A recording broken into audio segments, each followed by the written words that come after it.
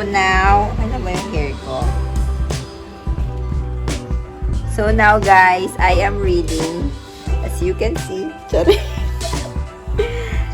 Yeah, I'm really reading.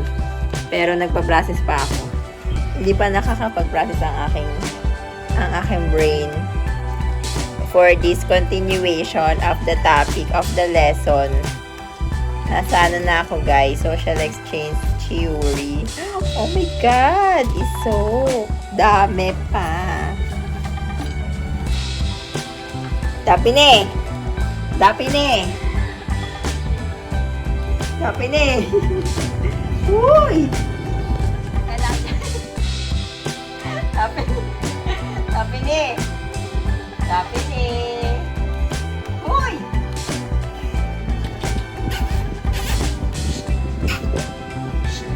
Uy! Yahoo!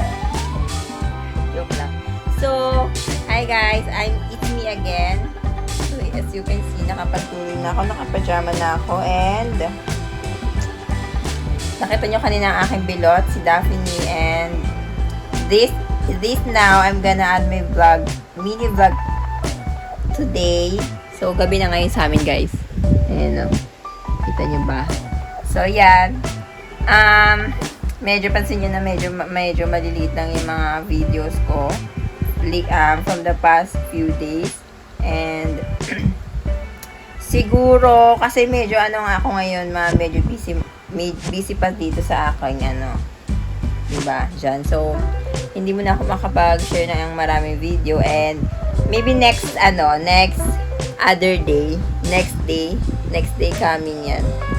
So, yan. Manood pa rin kayo ng mga videos ko, and thank you sa panonood. Ano daw? So, yun lang. Bye-bye.